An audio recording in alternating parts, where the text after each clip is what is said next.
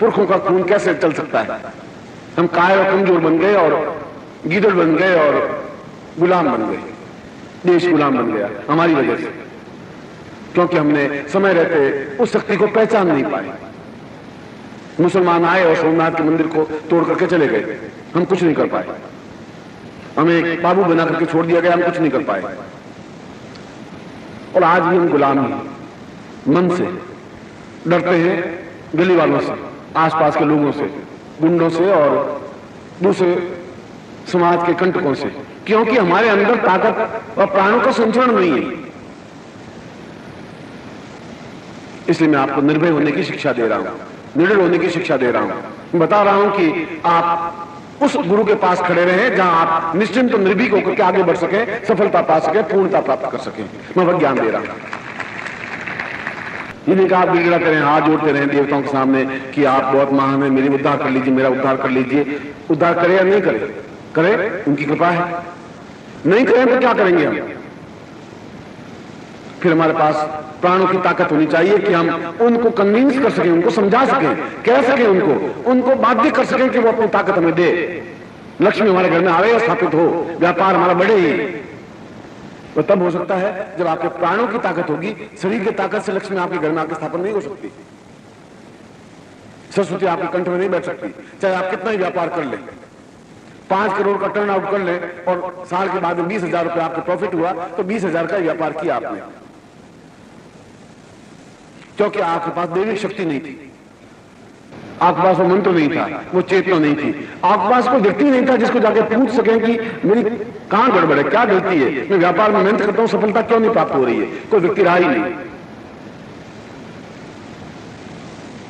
और यदि आप अपने पड़ोसी दुकानदार को पूछेंगे या लोग से पूछेंगे या पिता से पूछेंगे या मां से पूछेंगे तो उनको तो खुद को ही ज्ञान नहीं है। उनको खुद को ज्ञान होता तो फिर आपको ये पूछने की जरूरत ही नहीं पड़ती, वो खुद आपको समर्थवान बना सकते थे यदि उनके पास प्राणों की शक्ति होती तो, क्षमता होती थी। जैसे वो थे वैसा एक और संतान को जन्म दे दिया। इसलिए आपके जन्म अपने आप में कोई महान ऐतिहासिक घटना नहीं बनी।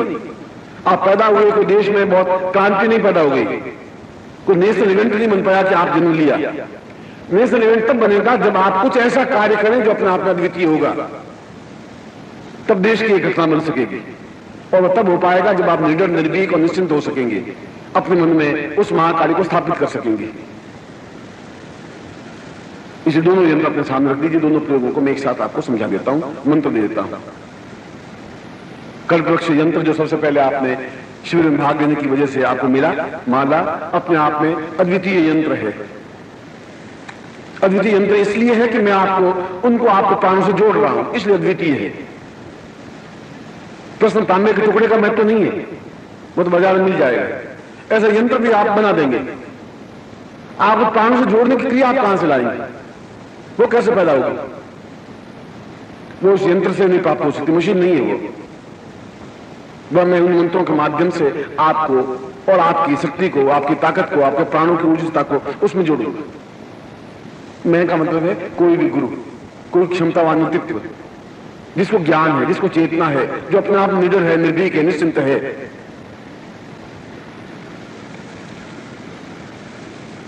उस यंत्र को अपने सामने रख दीजिए। उसके ऊपर प्लास्टिक है, हटा दीजिए और अपने हाथ में ले लीजिए, माला को भी और उस यंत्र को भी। और उसके साथ यदि और कोई उपकरण है, लाल या काली कोई बिंदु, जिसको शव कहा गया, जिसको शिव कहा गया है, उसको भी हाथ में लीजिए। यंत्र, उसके ऊपर बिंदु, उसके ऊपर माला। बाएं हाथ में लीजिए और दाहिने हाथ से आप संपुटित कर दीजिए। संपुटित का मतलब है कि पूरे शरीर में स्थापन हो। आपका पूरा शरीर केवल 10 तत्वों से बना हुआ। 10 तत्व हैं, 5 कर्म तत्व हैं, 5 ज्ञान तत्व हैं, 5 कर्मेंद्रियां हैं, 5 ज्ञानेंद्रियां हैं। मैं 5 कर्मेंद्रियों में रख रहा हूं, 5 ज्ञानेंद्रियों को इसके ऊपर ढक रहा हूं, जिससे कि पूरे शरीर में स्थापन हो सके।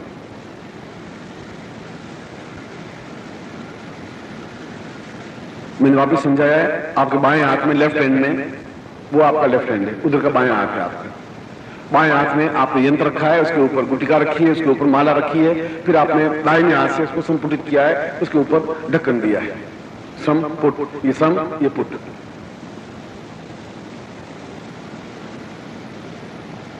अभी मंत्र बोल रहा हूं और जहां मैं आपको गोत्र स्मरण कराऊं तो आपका जो गोत्र स्मरण हो तो आप अपना गोत्र याद रखें, नहीं गोत्र याद हो तो अपने गुरु से पूछें कि मेरा गोत्र क्या है, किस ऋषि की मैं संतान हूं। और फिर भी यदि आपको नहीं ज्ञात हो तो अपनी जाति बोल दें। आपकी जो भी जाति हो वह भी अपना अपना गोत्र है, या मार्कंडेय गोत्र बोल दें, क्योंकि हम मार्कंडेय के उस आस में उन मंत्रों में विचरण कर रहे हैं, फिर वह गोत्र बोल दें जिससे आपकी पहचान हो सके। और जो आपका नाम है उस नाम का उच्चारण जहां संकल्प में हो, जहां प्राणों में हो, उसका उच्चारण करें। आपकी दृष्टि मेरी तरफ होगी, मेरे नेत्रों की तरफ होगी। जब मैं मंत्र का उच्चारण करूं फिर मैं बताऊं तब आपको यंत्र को देखना है।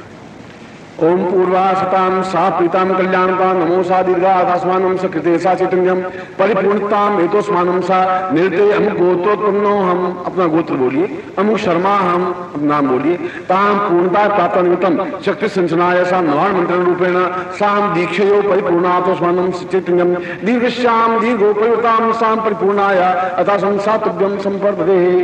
अब उस हाथ को खोल दीजिए और दोनों हाथों में उसको देखिए। अब आपका दृष्टि उस यंत्र के ऊपर रहनी चाहिए, मेरी तरफ नहीं। अब मैं उसको यंत्र को अपने प्राणों से संचलित कर रहा हूं, त्राटक, बिना पलक झपकाए, बिना शरीर को हिलाए डुलाए। नमो परिपूर्णाम अतोस्मानम शक्ति कल्याणताम दीर्घातस्मनम काम कांतिकम पूर्वादुषम काली महाकाली छिन्नमस्ताय सा चिंत्यामि बलाम क्षेसाम शत्रु संहारिणी मम प्राण साम प्राणुत्थानम पापूर्वा एतोस्मनम पाम पूर्वातोस्मनम कृते कल्याणताम काली छिन्नमते ता देशवांति पूरा मृत्यु विजय प्राप्ता निमित्तम दारिद्र्य विजय प्राप्ता निमित्तम सब दैन्य विजय प्राप्ता निमित्तम निपजाम उत्पादते एतोस्मनम पाप विजय प्राप्ता निमित्तम सब दुख दारिद्र्य कष्ट पीड़ा निवारणार्थम सुख सौभाग्य धन धान्य यश प्रतिष्ठा ऐश्वर्य प्राप्ता निमित्तम सा चैतन्यम परिपूर्णातोस्मनम साधिते पूर्वम ध्वंस ध्वंस ध्वंस ताम धूम धूम धूम्राक्षी कम पूर्वातोस्मनम बगलाम क्षीसा पूर्वा चैतन्यम अतोस्मनम शक्ति कल्याणताम सा सुनता ससपूर्ता एतोस्मनम गुरुमुख रूपेण सा मंत्रोत्थानम पापूर्वा मम समस्त शरीरेभ्यो मम समस्त प्राणो शांतितम भूभुवः स्वः महाजन तपः सत्यम एतस्मान् सप्त शरीरेभ्यो पूर्णता प्राप्ता निमित्तम सा चित्तम पूर्णताय कृते कल्याणतम कल्याण एतस्मान् सा नित्यभूतां सा तुभ्यम इदमस्तम वो ज्योति पूर्णतां एतस्मान् तुभ्यम संपर्दे तो संतुभ्यम संपार्ता पूर्वा सा चिंत्यां तुभ्यम संपर्दे। इस यंत्र को दोनों नेत्रों से आप लगाएं, माला को भी, गुटिका को भी, और अपने सामने रख दीजिए। और नित्य आपको प्रातःकाल जैसा आज सुबह आपने नवान मंत्र का जप किया है उसी प्रकार से अष्टमी तक बराबर मंत्र जाप करेंगे, इसी माला से, इसी यंत्र के सामने, इसी गुटिका के सामने यंत्र रख देंगे, सामने गुटिका रख देंगे, इस माला से फिर आप मंत्र जाप करेंगे ऐं ह्रीं क्लीं चामुंडाय विच्चे, जैसा कि मैंने कल आपको समझाया है। दूसरा महाकाली प्रयोग के बारे में, अब मैं उस दूसरे प्रयोग को आपके सामने कर रहा हूं जो अपने आप में अत्यंत तेजस्वी, अत्यंत जरूरी और अत्यंत महत्वपूर्ण है।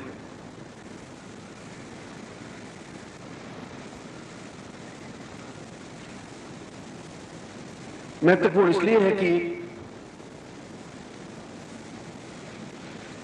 हम अपने जीवन के जो कुछ शेष बचा है वह जीवन अपने आप में इतना क्षमतावान बन जाए कि हमारे जीवन में किसी प्रकार की न्यूनता रही नहीं, कमी नहीं रही। वही श्लोक में प्रारंभ कर रहा हूं कि उसमें बताया है कि हम अपूर्णता से पूर्णता की ओर बढ़े। पूर्णता का तात्पर्य हमारे जीवन में कोई कमी रही नहीं, जो कुछ चाहे वह मिल जाए। अपूर्णता हम प्रयत्न करते रहे प्राप्त हो ही नहीं, हम मेहनत करते रहे व्यापार बढ़े ही नहीं, हम पूरा परिश्रम करने के बाद भी शरीर को स्वास्थ्य में नहीं बना सके।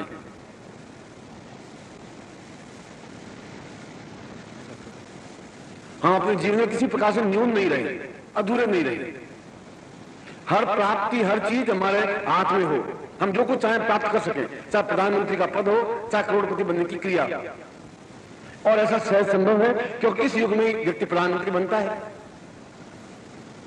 ऐसा व्यक्ति भी प्रधानमंत्री बन सकता है जो हवाई जहाज चलाना जानता था, उसको राजनीति का ज्ञान ही नहीं था, वो भी प्रधानमंत्री बन सकता है।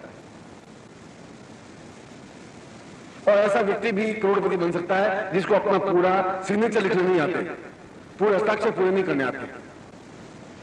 हम राजस्थान में एक बांगड़ कलकत्ता के बहुत बड़े बिजनेसमैन है, अरबपति हैं, और उनको सिग्नेचर आपने देखा नहीं है, पूरे लकड़ी की डंडी से जैसे बगड़ लिखते हैं, बगड़ लिखते हैं, बस खत्म। चौथा अक्षर उन्हें जिंदगी में सीखा ही नहीं।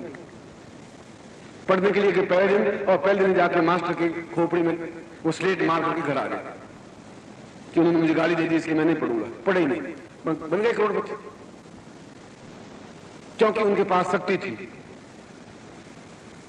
शिक्षा बढ़ी नहीं रही। इसलिए कोई जरूर नहीं है कि आप एमए पास होने के बाद ही करोड़पति बन सकते हैं या बीए होने से बन सकते हैं, ये कोई जरूरी नहीं है। जरूरी है आपके पास उस अपूर्णता को पूर्णता देने की क्रिया, और उस अपूर्णता को पूर्णता देने की जो क्रिया है वो अपने आप में महाकाली साधना है जो आपके सामने में प्रस्तुत कर रहा हूं। जिसके सामने एक श्रीफल है। श्रीफल का मतलब है पूर्णता, किसी प्रकार की न्यूनता नहीं। धन, यश, मान, पद, प्रतिष्ठा, ऐश्वर्य, सुख, भोग, विलास, जो कुछ हम प्राप्त करना चाहें प्राप्त करें। क्यों कमी रखें? हम गरीब क्यों रहे, दुर्भिक्षशाली क्यों रहे, व्यापार में न्यूनता क्यों रहे, हम रोगी क्यों बने? हम सब कुछ प्राप्त करें। इसलिए उसके प्रतीक रूप को नारियल कहा गया है और श्रीफल कहा गया है, और उसके सामने उस यंत्र को, दोनों हाथों में उस यंत्र को लें और उसके ऊपर श्रीफल रखें। बहुत महत्वपूर्ण मंत्र है जिसके माध्यम से उस अपूर्णता से पूर्णता की क्रिया आपके शरीर में भर सकूंगी। मैं जहां जहां पर इसको स्पर्श करूं मंत्र के माध्यम से, आप भी अपने शरीर की उस बात को स्पर्श कर सकें। दाहिने हाथ में मैंने यंत्र भी और श्रीफल भी लिया है, और आपके पूरे शरीर में महाकाली स्थापित हो सके, पूर्णता स्थापित हो सके, जगदम्बे स्थापित हो सके, दुर्गा स्थापित हो सके। ओम दीर्घोषा, जहां मैं स्पर्श करूं आप भी स्पर्श करें। दीर्घोषा पूर्वातोस्मानं सक्रिय कल्याणकं साचित्यं परिपूर्णं शिरो रक्षतु, पाताले एतोस्मानं पाताल देवेषु सा तत्तदो नेत्रो रक्षतु, एतोस्मानं सा नेत्रोपा पूर्वातोस्मानं सचित्यं वाम नेत्रो सा दक्षिण मार्गे सा दक्षिण नेत्रो, एतोस्मानं सा नासिके रक्षतं पूर्वास्मनास्य पूर्वातोस्मानं सक्रिय कल्याणकं पूर्वेतोस्मानं मुखे वाग्देव्यो तो पूर्वापतोन पूर्वास्मृतिदारी नमो शंतां मंता पूर्वांकां पूर्वा सब चिंता चिंता सा महाभूषा पुरुषे कंठे एतोस्मानं नवा पूर्वा कंठेश्वरी एतम पूर्णेश्वरी सा पूर्वातोस्मानं सा एतम प्राणेश्वरी ताम कुंतवादी पूर्ण प्राणो, ये प्राण जीव ये जीवा देव देव तत्रादि पूर्ण प्राणेश्वरी स्थापयामि, एतम महेश्वरी स्थापयामि। दीर्घा अतोस्मानं श्री कल्याणकां नो सुंदर सरसमूर्ति सा पूर्वा सचिदान पूर्णाम दरिपराम पतस पूर्णाम पूर्णापत नमो उदरे अन्नपूर्णाम स्थापयामि, अन्नपूर्णेशा अतोस्मानं एतो कल्याणं पूर्णाम दरिपराम पतस पूर्णाम पूर्णापत स्त्रिकाय मूर्ति जगो शतकतो सा अम्बे अंबिके बालिके नमः नैतिकस्ना सत्यनां सुद्रिकां काम पील वासुनिमा सा नाभू स्थापयामि, एतो सम ब्रह्मा ब्राह्मणता पूर्वं ब्रह्माजलं पूरा ब्रह्म जिज्ञानं प्रथम पुरस्ताद विषयमतः सुरुचो विनियाव सब उद्यम उपमा सृष्टा सतसजो नियम नाभि पर स्थापन करें। एतो स्मानं सा जंगाभ्याम पद्मो जंगाभ्याम दीर्घो तो स्मानं पे जंगां सा यमो यम स्थापयामि मा यत्वा मखा यत्वा सूचिता तपसि देवस्त्वा सविता मद्दान प्रज्ञा सपुष्पाई अर्चित सोचित पुषि पादयो सा पादं सा वर्णं स्थापयामि, ब्रह्म जिज्ञानं प्रथम पुरस्ताद विषयमतः सुरुचो विनियाव सब उद्यम उपमा सृष्टा सतसजो नियम सतस्तविवा सा पादयो एतोस्मानं पृथिवी धरायां पूर्वातोस्मानं सा पृथिवी एतोस्मानं कृते कल्याणतां पृथिव्यास्त्वा नाभौ साधयामि ते उपस्थित नहीं रखूं अव्यग्रं सा पूर्वां पां बाहुभ्यां बलं दीर्घं मस्तोमेकं वीर्यं आत्मा वे क्षत्रमुरुम प्रक्षीर में राष्ट्र पीठ पर प्रक्षीर में राष्ट्र मतलब गुण शोकवासु तां समस्त शरीरे तां महाकाली सा चिन्मस्तां पूर्ण महाकाली महालक्ष्मी मां शत्रु स्थापयामि पूर्णां बलिपरां परस पूर्णां पूर्णापत वसगा मूर्जगुं शतकृतो हो। अब सामने वापस यंत्र को सामने रखिए और उस श्रीफल को भी सामने रखिए, उस यंत्र के ऊपर श्रीफल को। देव्योत्थानं सा पूर्वा समस्त देवतेभ्यो तेजस्वितां प्राप्ता निमित्तं श देवी महाकाल्या सा चिंतां पूर्वातोस्मानं बगलाक्षी छिन्नमस्तायै सा धूम्राक्षी धूम्रलोचनायै सा पूर्वहूंकार रूपिणी गंगा पुरुषवादिनी व्याघ्र रूपिणी सा सिंहवादिनी सा पूर्वा सा चिंत्यं कल्याणतां दीर्घो मम जीवने सा कल्याणं कल्याणं कृते सा पूर्णं पुण्यं पुण्यं वाचसे वाचितां मां लक्ष्मी महालक्ष्मीं स्थापयामि। एतोस्मानं कृते बलं मन्यं ओज हस्ताक्षोतां पूर्वातोस्मानं सा कृते मंत्रार्थां पूर्वो अतोस्मान् समस्त शरीरेभ्यो पूर्ण क्षमतां प्राणं तेजस्विता सा बल बुद्धि यमा सोमता पूर्वा सा चित्यं परिपूर्णतां अतोस्मानं सा गुरुमुख रूपेण साम देव रूपेण सा जगदम्ब साक्षात् स्वरूपेण एतोस्मान् मम समस्त प्राण मार्ग चेतना पूर्णताय अपूर्णतायाम पूर्ण प्राप्ता निमित्तम सतुभ्यम। पूछिए धन लक्ष्मी धनम धान्यम धरा हरियम कीर्ति आयु यश श्रियम दुर्गाम धन पुत्रान महालक्ष्मीता महाकाली सरस्वती सा पूर्णतायो सातुभ्यम भोजोति पूर्णाम दविपराम पतस पूर्णाम पद्मनापत वसकाम ऊर्जगुम शतक्रतो। इनको दोनों नेत्रों से लगा करके सामने रख दीजिए। अब मैं इसका उच्चारण करवा रहा हूं, उस मंत्र का आप उच्चारण करें जो अपने आप में अत्यंत महत्वपूर्ण मंत्र है। काली के दो विधाएं हैं, वाम मार्ग विधा, दक्षिण मार्ग विधा। एक नाम है। वाम मार्ग विधा से भी कई संप्रदाय हैं हमारे भारतवर्ष में। शैव संप्रदाय है, शाक्त संप्रदाय है, वैष्णव संप्रदाय है, औगढ़ संप्रदाय है, धूम्राक्ष संप्रदाय है। किसी भी तरीके से अपने जीवन में सफलता पा सके, मगर गृहस्थ व्यक्तियों के लिए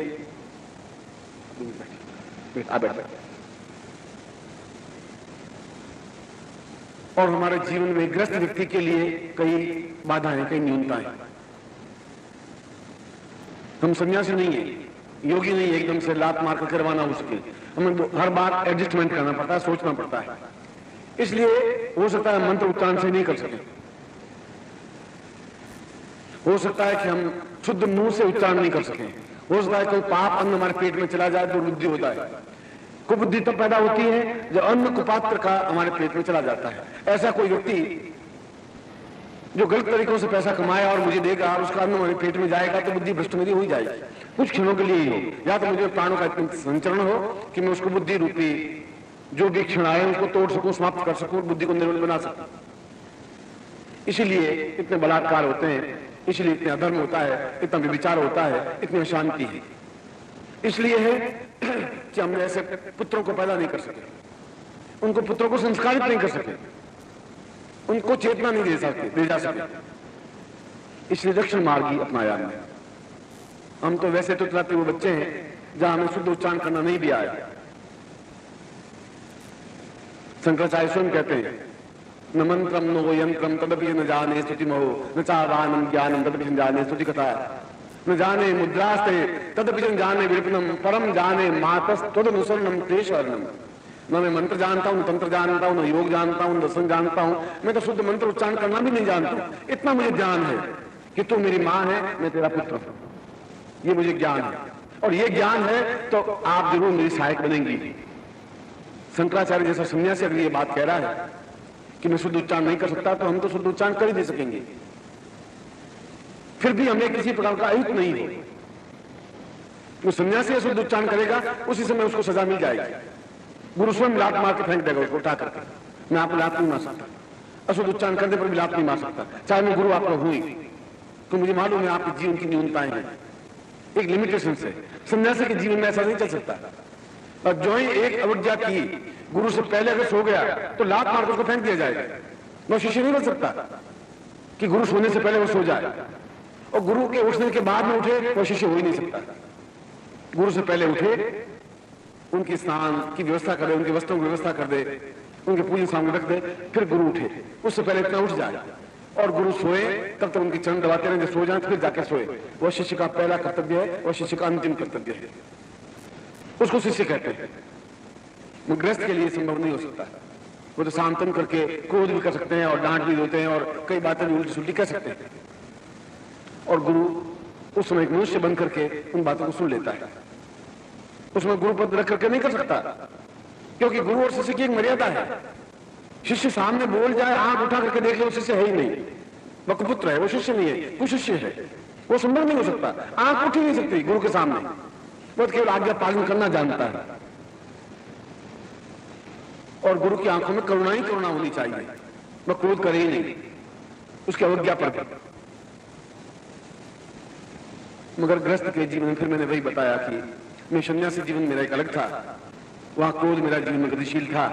सन्यासी शिष्य की अपेक्षा गृहस्थ जीवन में उन आचरणों को, उन नियमों को मैं लेकर के नहीं चल सकता समाज में। तब आप तन के खड़े भी होते हैं तभी मैं सुन लेता हूं, तब आप कुछ हल्की बात बोल भी लेते हैं तभी सुन लेता हूं, जब आप आंख उठा करके आप मेरे ताक भी लेते हैं तो पूरा शरीर तो जल जाता है मेरा, मैं फिर भी मैं सुन लेता हूं, देख लेता हूं, क्योंकि मैं जानता हूं मेरी लिमिटेशंस क्या है। मेरी सीमाएं क्या हैं। आप अपनी सीमा नहीं समझे तो मुझे अपनी सीमा समझ लेनी चाहिए, मुझे अपनी एक एक्टिविटी समझ लेनी चाहिए। इसलिए उस मंत्र को मैं आपको दे रहा हूं जो अपने आप में अद्वितीय मंत्र है, प्रत्येक बीज अपने आप में श्रेष्ठ मंत्र है। एक शिष्योपनिषद ग्रंथ है, आप कभी उसको पढ़ें, अपने जीवन में उतारें। सही शिष्य क्या है, सही गुरु क्या है, गुरु के भी जीवन में है। अगर शिष्य तकलीफ में और गुरु दीन ले तो गुरु हो ही नहीं सकता, उसको गुरु नहीं कह सकते। उसके दुखों को दूर कर अपने ऊपर उठा ले, वह गुरु होता है। आपकी तकलीफ को मैं अपने जीवन में उठा लूं, आपको मैं एकदम सिर पर हाथ रखूं, आपकी तकलीफ को दूर करूं, तब मैं गुरु बन सकता हूं, तब मैं गुरु हो सकता हूं। और जब आप मैं कांटे, मेरे पैर में कांटा चुभा हुआ और तड़फूं और आप दीन ले ले, फिर आपको धिक्कार है, फिर आप शिष्य नहीं बन सकते। वह शिष्य नहीं हो सकता, वह फॉलोवर्स हो सकता है, भीड़ हो सकती है, मेरे पीछे चलने वाली हो सकती है। कैसे नींद आ गई आपको, मैं रात में तड़फ रहा हूं, आपको नींद आ गई, फिर आपके मेरे प्राणों की टकराहट आपके प्राणों से नहीं हो रही है, फिर आपके प्राण एक अलग चीज है, मेरे प्राण एक अलग चीज है, फिर आपका मेरा संबंध नहीं बन सकता। तुरंत आपके हृदय में चोट होनी चाहिए, व्याकुलता बन चाहिए, क्या बात, क्यों नहीं नींद आ रही है, जरूर गुरुदेव को कहीं को तकलीफ है, जरूर आज उनका मन अशांत है, क्या करूं। एक बेचैनी, एक जीवन छटपटाहट, एक वेदना बने तो शिष्य है, तो गुरु है। इस गुरु के भी उतने ही कर्तव्य हैं, उतने शिष्य के भी कर्तव्य हैं। ऐसा जीवन ही जीवन का मधुरतम जीवन है, जहां केवल आज्ञा सुनी जाती है, उत्तर नहीं दिया जाता है, जहां अलग नहीं हटा जा सकता। अलग ही हट गए तो फिर गुरु आज्ञा हुई क्या, तो गुरु ही बेकार जो आपको आज्ञा दे ही नहीं, पहले देख ले कि मैं इसको आज्ञा दूं नहीं दूं, और दे दी और पालन नहीं किया तो शिष्य भी नहीं बन सकते आप। फिर शिष्य बने ही क्या, फिर जीवन का अर्थ भी क्या रहा। मैंने ऐसे शिष्यों को भी देखा है, उन शिष्यों के बीच में भी रहा हूं और उन शिष्यों के बीच में रहा हूं जहां एडजस्ट करना पड़ता है, एडजस्ट करता हूं। उसकी आंख ऊपर उठती है, मैं अपनी आंख नीचे कर लेता हूं। वह जोर से बोलता है तो मैं शांत में उत्तर दे देता हूं, क्योंकि उसमें अंदर एक क्रोध का चिंगारी तो फूटती है, पर अपने आप को शांत करने की क्रिया भी मैं जानता हूं। मैं जानता हूं कि मुझे किस जगह खड़ा होना है, कितना खड़ा होना है, कितना लिमिटेशन से करना है। ऐसा जीवन अपने आप में पिता और पुत्र से भी ज्यादा मधुर जीवन कहलाता है गुरु और शिष्य का, क्योंकि शिष्य को उस जगह पहुंचा देता है जहां उसके जीवन की अपूर्णताओं को पूर्णता दे देता है। तो केवल गुरु दे सकता है, पिता नहीं दे सकता है। इस यज्ञ पर देते समय कहा जाता है कि जन्म नाम जाते शूद्र संस्कारात् द्विज उच्यते। मां बाप को केवल जन्म देते हैं, उसको संस्कार केवल गुरु देता है। आपको बुद्धिमान गुरु बना सकता है, चैतन्यवान गुरु बना सकता है, करोड़पति गुरु बना सकता है, लखपति गुरु बना सकता है, ज्ञानवान गुरु बना सकता है, पिता नहीं बना सकता।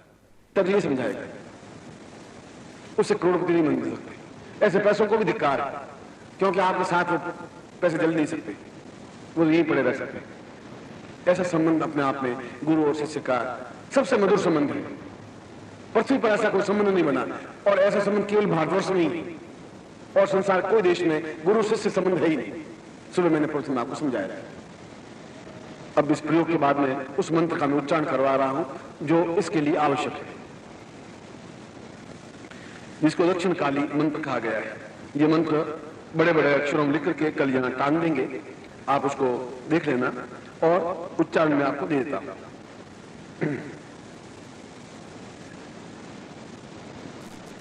शास्त्रों में काली तंत्र है, और काली तंत्र में कहा गया है क्रीम बीजम विश्वम परिस्तुतै ससेच्य।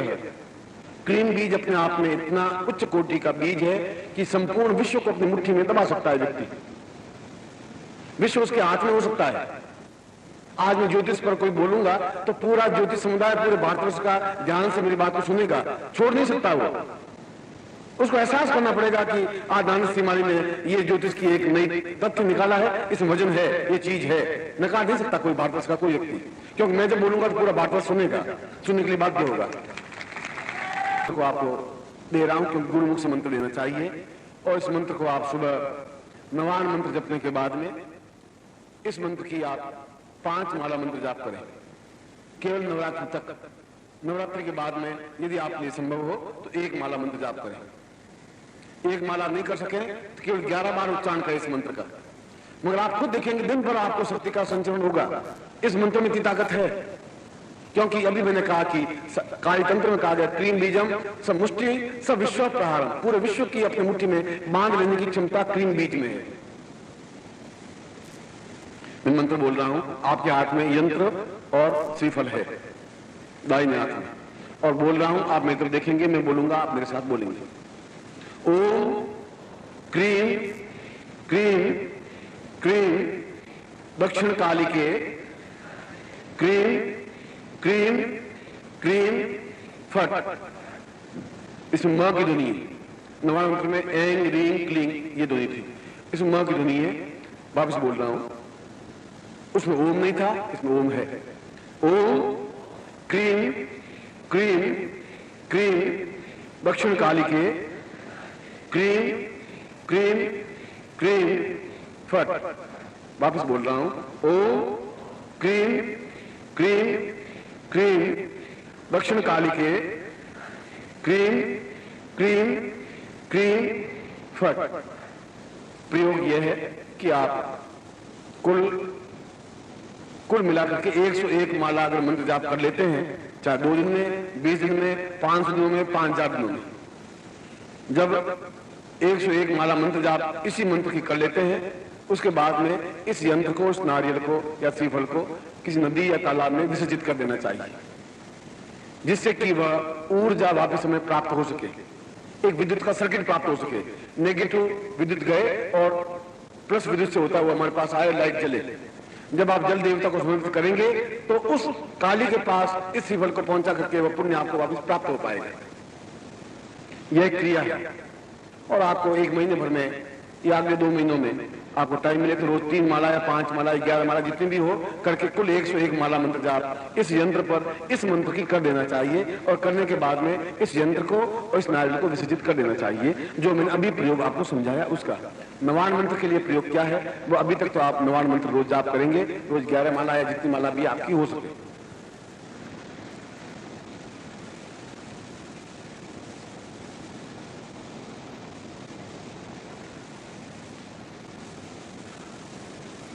कल भी और आज भी मैंने कहा था कि मैं समय पर आपके पास 10 बजे आ जाऊंगा। कल भी नहीं आ पाया, आज भी नहीं आ पाया, मगर ये गलती है, ये त्रुटि है।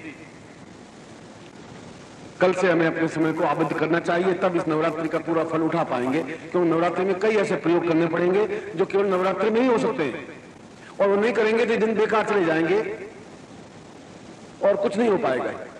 उसमें संगीत भी होगा, भजन भी होगा, मंत्र भी देना पड़ेगा, प्रवचन भी देना पड़ेगा।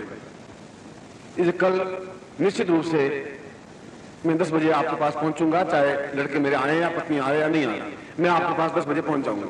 वो भी सुन रहे हैं, उनको भी मैं सुना रहा हूं।